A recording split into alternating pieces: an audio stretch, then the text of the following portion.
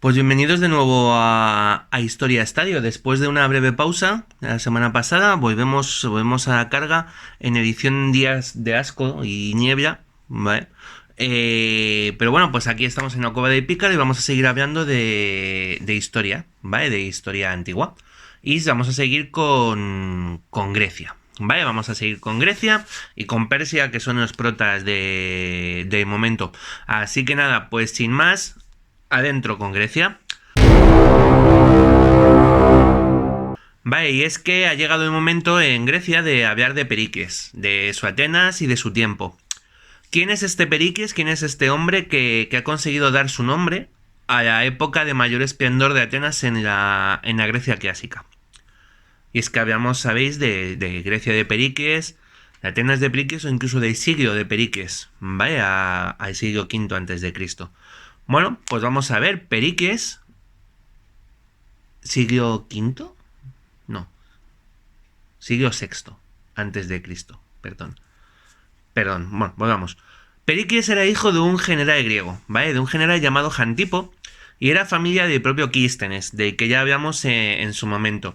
La Atenas con la que se encontró Pericles era una Atenas estable, que ya había conseguido, de momento, alcanzar cierta paz con Esparta e incluso con los persas, que ya tenía unas murallas que daban protección, ¿vale? Así que con la ciudad asegurada, Pericles pudo dedicarse a otras cuestiones, y así la ciudad se convirtió en un centro artístico y filosófico de primera magnitud.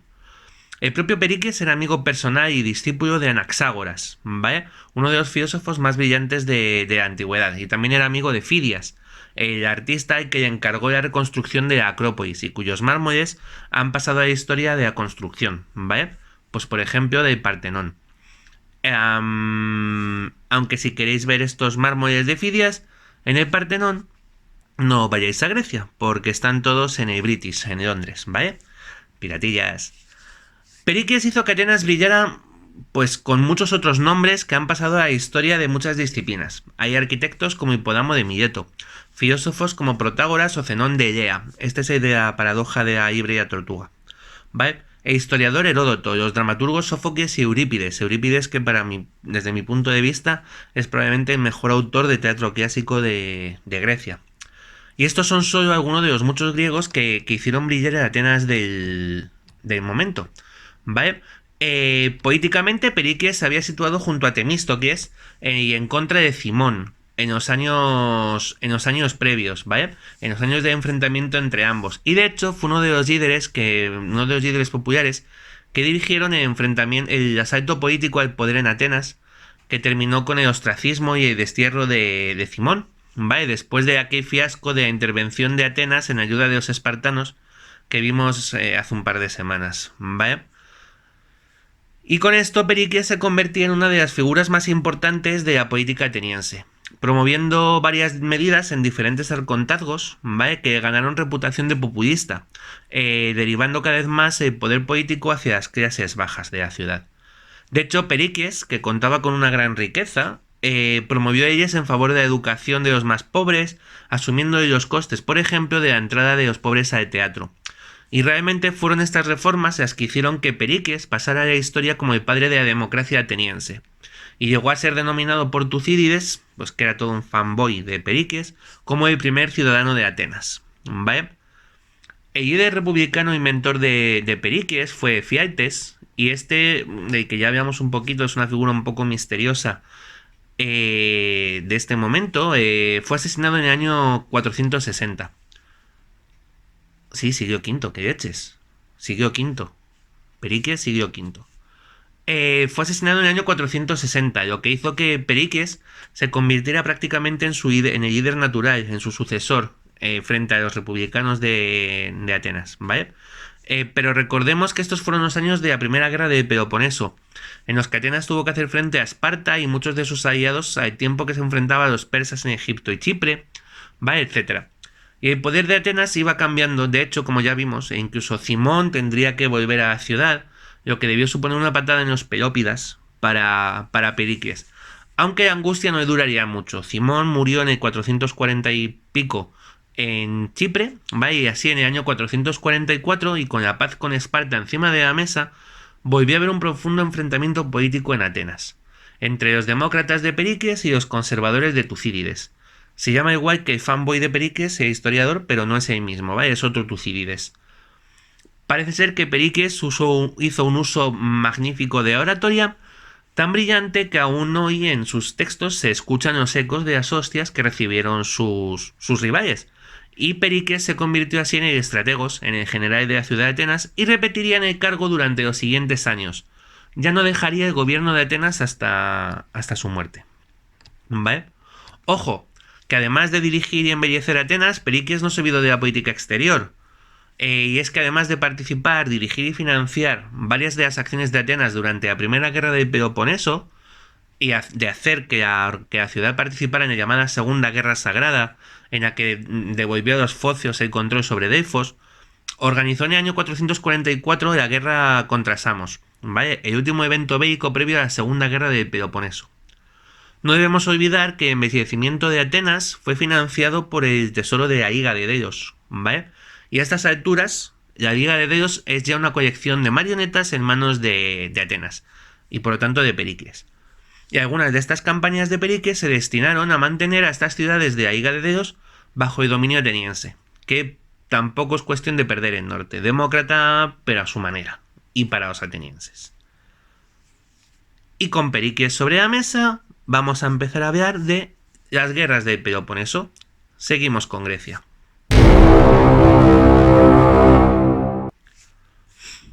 En el capítulo anterior habíamos hablado de los conflictos entre la Liga de Delos y la Liga de Corinto, ¿vale? En la que sería conocida como la Primera Guerra del Peloponeso, que había concluido con la firma de un proyecto de paz que debería haber durado 30 años, pero que no lo hizo. Y es que, entre otras muchas cosas, Pericles estaba convencido de que la guerra con Esparta era inevitable, así que mejor tenerla cuanto antes, ¿vale?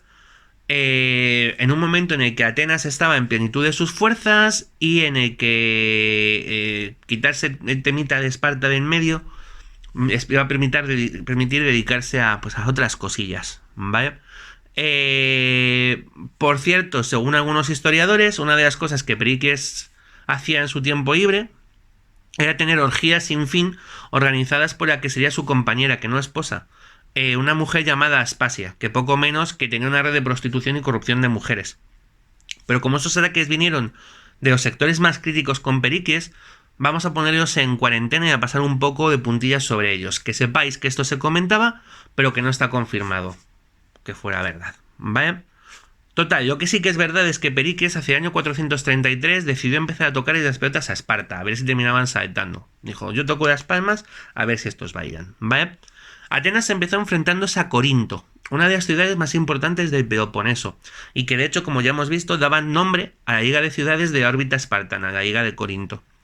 Pero además realizó un ataque puramente económico, quizá el primero de la historia, contra otra de las ciudades de ámbito de Esparta, Mégara, o Megara, ¿vale? Prohibiendo a los comerciantes de Megara participar en el mercado de Atenas y de sus puertos, lo que prácticamente condenaba la economía de la ciudad a la destrucción, ¿vale?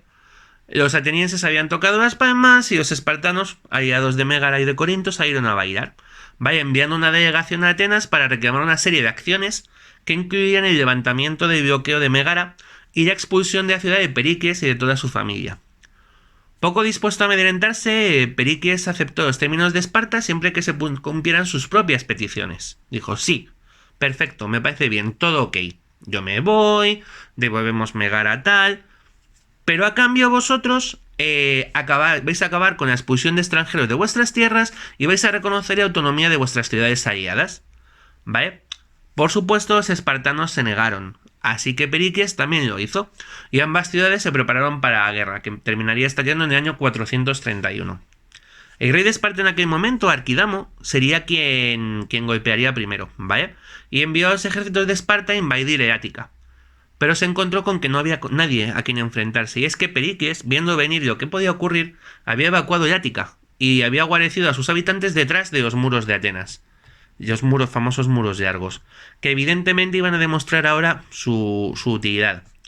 Aún así, aunque había decidido no rendirse a los espartanos, Pericles decidió no devolver de inmediato los golpes, probablemente temiendo enfrentarse a Esparta en campo abierto donde sabía que iba a ser jodido ganarles, ¿vale? Con los espartanos saqueando el Ática y sin respuesta por parte de Atenas, fueron los atenienses los que empezaron a ponerse nerviosos y a reclamar acciones bélicas por parte de, pues, de su líder, ¿vale? Pero Pericles se resistió, mantuvo su línea baja y de hecho incluso dejó de convocar reuniones de asamblea de la ciudad, de la llamada equilesía, para que no se pudiera votar en su contra. Aquí Pericles empezó a hacer un poquito trampas democráticas, ¿vale? Porque además sí que es cierto que Pericles tenía una seria manga, y es que mientras los espartanos saqueaban el Ática, la flota ateniense comenzó a atacar las costas del Peloponeso, ¿vale? Lo que hizo que finalmente los espartanos tuvieran que retirarse de Ática y permitió a Pericles dar un golpe de efecto. Con Esparta fuera del tablero, Pericles llevó a los atenienses a conquistar la propia ciudad de Megara, ¿vale? En el año siguiente se repitió la jugada paso a paso. Los espartanos saquearon el Ática, los atenienses las costas del Peloponeso, pero entró en liza un tercer factor que nadie esperaba, y en este caso fue una plaga que comenzó a diezmar a los atenienses. Con el tiempo hemos podido saber que aquella plaga era tifus, ¿vale? Eran fiebres tifoideas. Los enemigos de Pericles en la ciudad aprovecharon la situación para culparle de ello, ¿vale? Aunque esa acusación no tenía ningún sentido. ¿De qué me está sonando a mí esto? Bueno, da igual. El caso es que consiguieron multar a Pericles y retirar el cargo de estrategos, ¿vale? Solo para que volviera a ser elegido por el pueblo en el año 429. Aunque lo cierto es que Pericles no pudo hacer ya mucho más, ¿vale? La plaga que estaba golpeando a Atenas acabó con 2 de sus hijos con una diferencia de 4 días. Y aunque de puertas para afuera parece que mantuvo las apariencias, Pericles estaba completamente destrozado. Y en el otoño de ese mismo año, de 429, estas fiebres tifoideas que habían acabado con sus hijos pusieron fin a la vida de que probablemente sea el segundo griego más importante de la historia, después de Alejandro Magno, evidentemente. ¿Vale? Pericles había muerto, Atenas había perdido a su líder y estaban en plena guerra con Esparta. Pero mientras esto ocurre, vamos a echarle un ojo a qué está pasando en Persia. Persas. Y es que mientras en Atenas se daban de hostias, ¿qué pensáis que estaban haciendo los persas? Pues la verdad es que poca cosa, ¿vale? Estaban a sus cosas, pensando en que de lejos los griegos estaba bastante bien, ¿vale? Y supongo que dándole vueltas a las posibilidades que había de que se exterminaran entre ellos y terminaran dejándoles Grecia libre sin necesidad de levantar una espada. Ya hemos hablado del encontronazo que tuvieron en Egipto a raíz del levantamiento de Inaro, ¿vale? Y luego se enzarzaron en Chipre, donde ya hemos visto que murió Cimón, ¿vale? Hasta que finalmente terminaron llegando a un acuerdo de paz, la paz de Calías, ¿vale? Tras el cual los persas se apartaron aún más de los temas griegos, ¿vale? Y mientras todas estas cosas pasaban en el exterior, parece que de puertas para adentro, Artajerjes vivía como todo un rey persa, ¿vale? Pasando los días entre esposas, amantes y concubinas, y teniendo hijos como para repartir un imperio. Alrededor de unos 17, según algunos historiadores.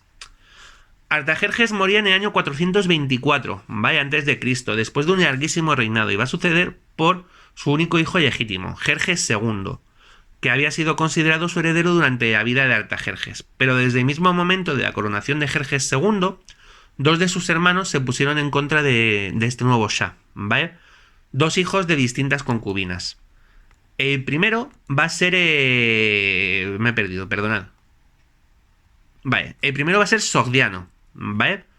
Que se hizo fuerte en Elam. ¿Recordáis Elam? Bueno, pues allí, en aquella región, en el entorno de la antigua Susa.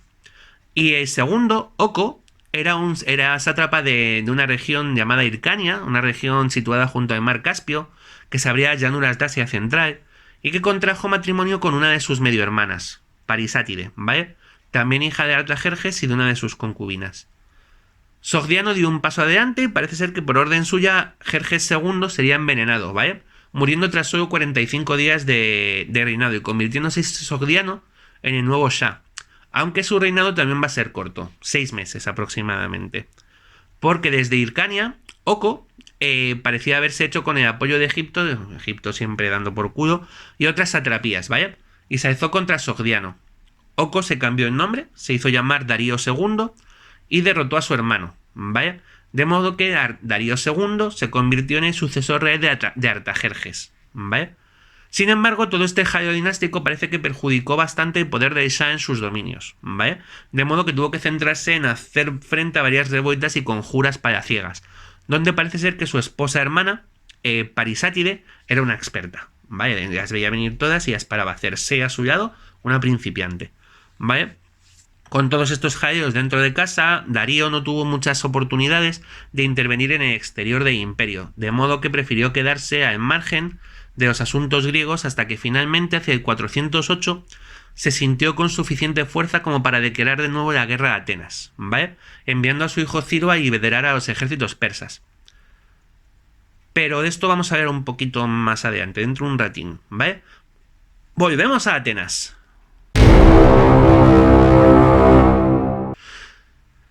Y en Atenas la peste se había llevado a Pericles, dejando a Atenas en una situación dramática, en plena guerra contra la Liga del Peloponeso, y comenzaban a aparecer figuras que se situarían al frente del conflicto, por el lado de Atenas, para sustituir al fallecido líder. Van a ser Cleón y Demóstenes. Un Demóstenes que no es el famoso orador griego, este es otro, ¿vale? Bajo el mando de estos dos nuevos líderes, Atenas va a tomar una estrategia más agresiva, y los ataques navales atenienses sobre las ciudades del Peloponeso se van a hacer más continuas. Y van a conseguir hacerse con una base cercana a Pilos, la isla de Esfacteria, ¿vale? Desde donde los atenienses van a atacar la misma base de la estructura social espartana, los ilotas, que supongo que recordaréis que eran aquella clase esclava de los espartanos, mesenios que habían sido derrotados y esclavizados y que los atenienses comenzaron a recibir en Esfacteria, ¿vale? Lo que provocó que los espartanos, locos de miedito, se lanzaran de inmediato contra los atenienses. Y aunque plantearon un problema serio, estos espartanos, en Esfacteria, finalmente Demóstenes y Cleón, actuando de forma conjunta, consiguieron derrotarles y tomaron prisioneros al menos a 400 hoplitas, ¿vale? Esto pasa cuando te va más deprisa la lengua que el cerebro, ¿vale? Pues esto. Y estos 400 hoplitas suponían un duro golpe a una ciudad que estaba demográficamente hablando prácticamente castrada, ¿vale? Que no podía permitirse repetir las pérdidas que ya había sufrido durante las guerras persas, por ejemplo, ¿vale? Esto hizo que un general espartano llamado Brásidas decidiera ponerse las pilas y atacó las fuentes del poder de Atenas. Perdón, cartero. En fin, Brásidas. Pues Brásidas lo que hizo fue ponerse las pilas, ¿vale? Y dijo, a que venís a mi casa a atacarme, pues voy yo a la vuestra. ¿Vale? Y atacó las fuentes del poder de Atenas. Una de las ciudades, por ejemplo, era Anfípolis, ¿vale? Que controlaba la mayor parte de las minas de plata que servían a Atenas, ¿vale? Lo que provocó pues una gran escasez de plata en Atenas y que los atenienses intentaran recuperar a toda costa la ciudad, ¿vale? Tanto Cleón como Brásidas murieron en la batalla. Y en ese momento los espartanos y los atenienses decidieron que había llegado el momento de firmar una tregua. Atenas devolvió a sus rehenes a Esparta y Esparta dejó de nuevo Anfípolis en manos de los atenienses.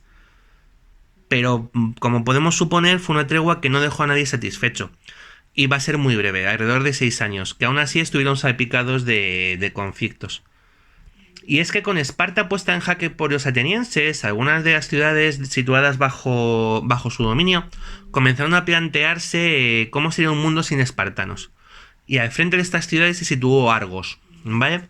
Cuyos conflictos con Esparta venían de muy lejos. Y por supuesto los argivos contaron con la ayuda de los atenienses, que enviaron a uno de sus generales a ayudar a Argos, a Alcibiades. Vale, vamos a hablar hoy repetidamente de Alcibiades. Esparta va a fracasar en sus primeros intentos de acabar con la resistencia de Argos, ¿vale? Que estaba además intentando conformar una nueva liga de ciudades del Peloponeso ajenas a Esparta, sin la primacía de los lacedemonios, ¿vale? Pero finalmente unos y otros se encontraron en el año 418 a.C., en la que va a ser una de las batallas más importantes de la guerra del Peloponeso, la batalla de Mantinea, que va a resultar en una victoria de los espartanos frente a la coalición argiva, ¿vale? Lo que va a permitir el resurgir del prestigio militar espartano. Y que de nuevo Atenas y Esparta se miren a los ojos con mala cara, ¿vale? Aunque la siguiente fase de las guerras del Peloponeso, curiosamente, se va a desarrollar fuera del Peloponeso y fuera de lo que hoy es Grecia, ¿vale? Va a tener lugar en el sur de Italia, en la isla de Sicilia, en esa región que una vez fue llamada Magna Grecia, ¿vale? Y es que allí espartanos y atenienses se vieron envueltos en una guerra que comenzaron sus aliados. La colonia ática de Segestas, ¿vale?, había entrado en guerra con la colonia doria de Siracusa, la que era probablemente la ciudad más importante de Italia, quizá incluso al mismo nivel que Atenas tenía en Grecia, ¿vale? Lo que despertó las ansias del general ateniense Alcibíades, que quería hacerse con el control de toda Sicilia, ¿vale? Pero justo antes de que los atenienses partieran hacia Sicilia ocurrió algo inesperado. Alguien mutiló varias estatuas religiosas en Atenas, y Alcibíades y sus aliados fueron acusados de ello. Aunque Alcibíades reclamó poder ser juzgado antes de partir, se le dio permiso para hacerlo aunque el juicio no se hubiera producido. De modo que cuando llegó la notificación de que Alcibíades debía volver a Atenas para ser juzgado, este estaba ya en Sicilia. Y un poco temeroso de que sus enemigos políticos hubieran aprovechado este lapso de tiempo para hacerse fuertes, ¿vale?, para prepararse contra él, pues ni corto ni perezoso Alcibíades se pasó al enemigo y empezó a colaborar con Siracusa, con los espartanos, en contra de su Atenas natal, ¿vale?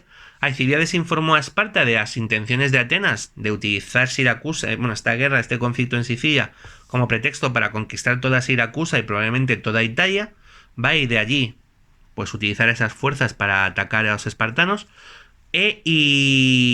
Y bueno, pues con esto se pidió ayuda a Esparta, y varios retrasos provocados por el clima, que además se les puso bastante en contra, permitieron que los hoplitas espartanos llegaran a Siracusa para apoyar a los dorios contra sus atacantes, ¿vale?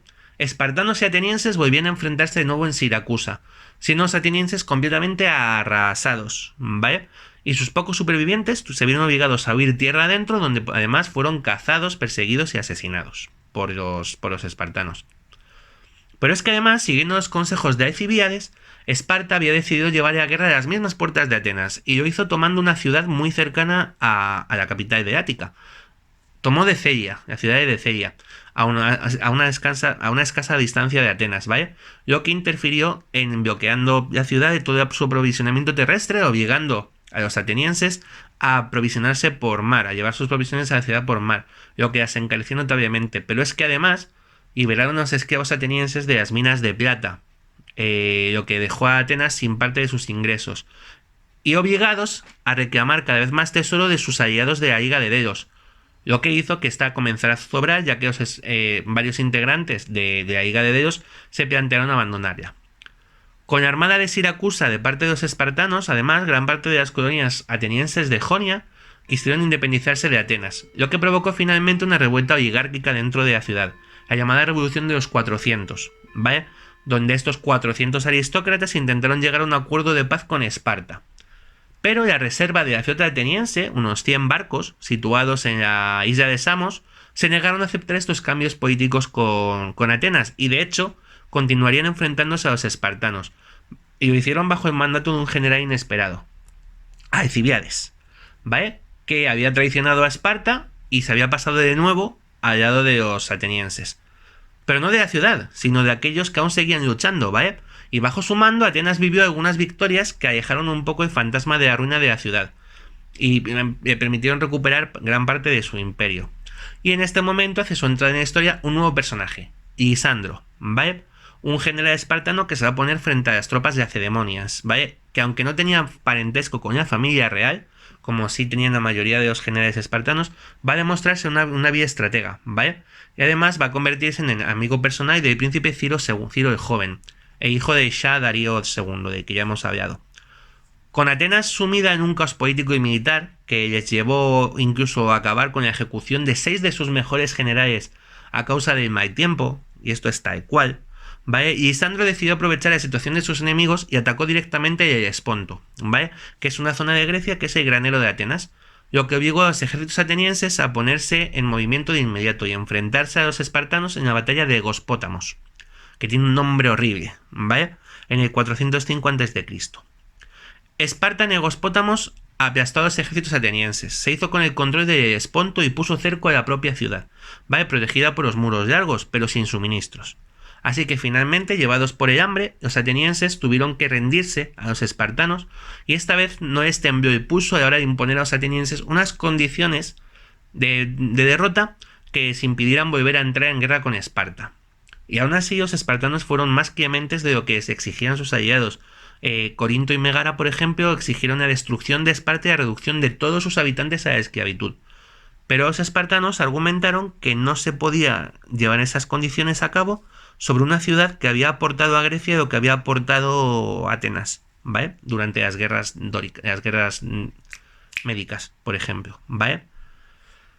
Atenas tuvo que renunciar a todas sus colonias, a su flota y a sus propios muros, ¿vale? Y la democracia fue sustituida por un régimen oligárquico, el llamado gobierno de los 30 tiranos, que vamos a ser serios con esto, va a durar solo 2 años, ¿vale? En el 403, un general ateniense, Trasíbulo, va a derrocar a los 30 tiranos y va a devolver a Atenas su régimen democrático.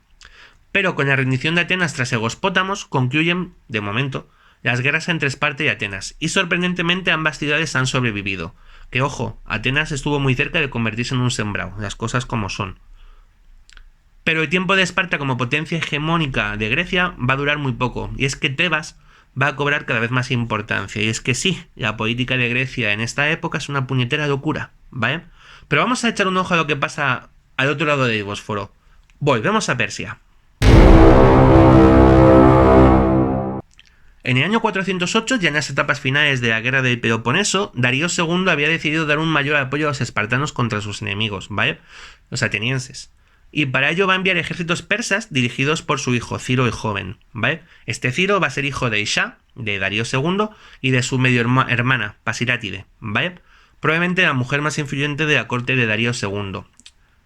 Ciro es el sátrapa de Lidia, Frigia y Capadocia, ¿vale? O sea, prácticamente todo Asia Menor. Y se va a establecer en Sardes, allí en la antigua capital de Lidia, ¿vale?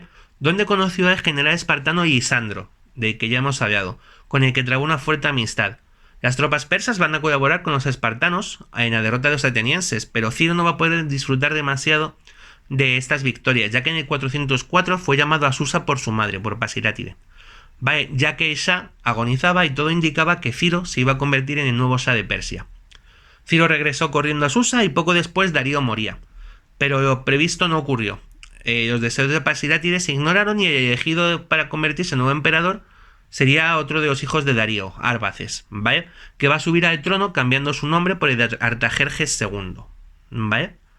En primera instancia Ciro se retiró a Lidia, ¿vale? Donde mantenía su satrapía, pero no mucho después se vio implicado por otro sátrapa en un supuesto intento de asesinato contra Artajerjes II, ¿vale?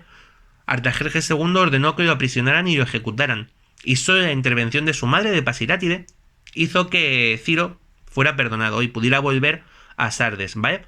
Pero si antes no sabemos, no tenemos claro si había decidido o había planificado enfrentarse a su hermano, ahora sí va a comenzar a hacerlo, ¿vale? No iba a perdonar nunca este encierro y esta condena de muerte, ¿vale? De modo que en el año 401, y con ayuda de los espartanos, Ciro el Joven se va a alzar contra Artajerjes II. La ayuda de Esparta no va a ser oficial, ojo, aunque sí que la ciudad permitió que muchos de los veteranos de la guerra del Peloponeso se unieran al príncipe persa, y entre ellos estuvieran pues Isandro de forma esporádica, pero sobre todo vamos a encontrarnos con un soldado llamado Genofonte, que nos va a contar con sus propias palabras uno de los grandes eventos históricos de la historia antigua, la expedición de los 10.000, ¿vale? Genofonte había nacido en Atenas, pero había sido simpatizante de Esparta de siempre, ¿vale? Debido a sus tendencias oligárquicas, era un antidemócrata, ¿vale? Y aunque había luchado del lado de Atenas como parte de su caballería, pues sus simpatías siempre estuvieron un poco del lado de Esparta. Había sido discípulo de Sócrates y Genofonte de hecho terminaría convirtiéndose en un reputado filósofo. Y durante el periodo de esos 30 tiranos, del que ya hemos hablado, sus simpatías por los espartanos le llevarían a convertirse en amigo del propio rey de Esparta, Argesiao II, del general Isandro, y esto le llevó a su vez a conocer a Ciro el Joven, ¿vale? Y a convertirse en uno de los miembros de esta expedición de los 10.000, ¿vale? Que no sería otra cosa que 10.000 griegos, aproximadamente, que se unirían al ejército de Ciro el Joven para luchar contra Artajerjes II. Va a ser Genofonte quien nos deje el mejor relato histórico de este momento. Lo va a contar en su obra más conocida, la Anábasis, ¿vale? Ciro el Joven reunió a sus partidarios en su capital, en Sardes, y allí se expuso que su objetivo era someter Pisidia, ¿vale? Una región bajo su mando que teóricamente se había rebelado. Pero aquello era solo una falacia para no contarles a sus aliados la verdad del alcance de sus objetivos, convertirse en Shah. ¿vale? Y mientras se dirigía hacia este, iba recogiendo cada vez más mercenarios, más aliados, y pronto fue evidente que el objetivo de Ciro el Joven, no era simplemente a Pisidia, sino hacerse con el control de Persia, algo que debió ser evidente para Artajerjes II, que comenzó a movilizar sus ejércitos. Antes de cruzar el Éufrates, Ciro no tuvo más remedio que confesar a sus aliados que no eran gilipollas y estaban diciendo Pisidia no está por allí, ¿vale? Por sus verdaderos objetivos, lo que provocó que se enfadaran bastante y que estuvieran a punto de volverse a Grecia, ¿vale? Pero Ciro les convenció de que se quedaran con promesas de grandes riquezas y del favor de Shah, que iba a ser él, ¿vale? Así que finalmente cruzaron el Éufrates y continuaron hacia este, junto a él, hasta que finalmente el 3 de septiembre del año 401 se encontraron con las fuerzas de Artajerjes II muy cerca de Babilonia, en un lugar llamado Cunaxa, ¿vale? La llanura de Cunaxa, donde va a tener lugar una gran batalla. Es complicado saber cuántos soldados se enfrentaron en Cunaxa, aunque sí que estamos bastante convencidos de que las fuerzas de Artajerjes duplicaban a las de Ciro el Joven. Y sin embargo, la presencia de estos expertos soldados griegos puso la batalla del lado de Ciro, ¿vale? De hecho, Jenofonte describe la batalla como una masacre en la que los griegos consiguieron aplastar por completo uno de los flancos del ejército persa, ¿vale? Quizá empujado por esta situación y demasiado confiado, Ciro II dirigió su propio ataque frontal contra el centro del ejército persa, ¿vale? Donde se situaba su hermano Artajerjes II. Con tan mala fortuna, para él, buena para Artajerjes, de que una flecha le alcanzó, acabando con su vida en plena batalla y dejando a un ejército sin motivo por el que luchar, ¿vale? El ejército de Ciro se desmontó, comenzó una retirada enloquecida en la que fueron perseguidos y diezmados por los persas, aunque los griegos consiguieron sobreponerse y poner en fuga el ejército de Artajerjes, de modo que los griegos habían ganado la batalla de Cunaxa, pero Ciro había muerto, y Artajerjes continuaba en el trono, así que de pronto los 10.000 se encontraban aislados en el corazón de Persia y sin más opción que retirarse, ¿vale? Los generales griegos, encabezados por el espartano Clearco, que era el que había dirigido todo este festín, ¿vale? Se reunieron con los líderes persas buscando una salida, pero los persas traicionaron a los griegos y les decapitaron, ¿vale? Decapitaron a los generales, lo que obligó a los griegos a buscar unos nuevos líderes, ¿vale? Y uno de los elegidos fue Jenofonte, ¿vale? Fue uno de esos nuevos generales que se convirtieron en los líderes que guiaron a los 10.000 de vuelta hacia Grecia, haciendo frente, bueno, pues cruzando todo la mitad de Persia, toda Asia Menor, ¿vale? Pues hasta que finalmente consiguieron llegar a una colonia griega, a Trapezunte, ¿vale? En el sur del Mar Negro, donde finalmente pudieron embarcarse para volver a Grecia.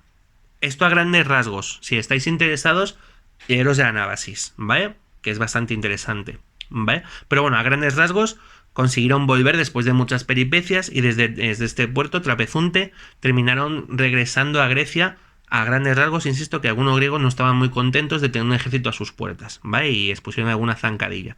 Pero bueno, una vez en Grecia, Jenofonte no volvió a Atenas, sino que permanecería en Esparta, donde fue recibido con honores y donde sirvió al rey Agesilao II, bajo cuyo mando no tardaría en volver a Turquía, a lo que es Turquía, Asia Menor, para proteger a las ciudades griegas de la posible venganza de Artajerjes II, que obviamente no estaba muy contento con la participación de los griegos en apoyo de su hermano Ciro el Joven, el fallecido Ciro el Joven.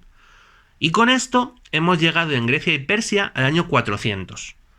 Vamos a cambiar de siglo, ¿vale? Y vamos a esperar aquí un poco a los romanos y cuando estemos en paralelo de nuevo, volveremos aquí, que la paz de Grecia va a durar 2 días y las polis no van a tardar nada en empezar en modo Battle Royale, ¿vale? Así que nada, aquí lo dejamos por hoy, nos vemos la semana que viene, pasadlo bien, disfrutad, salud, dadnos campanitas, likes, difundidnos si os apetece y si no, pues nada, aquí seguimos. Chao chicos.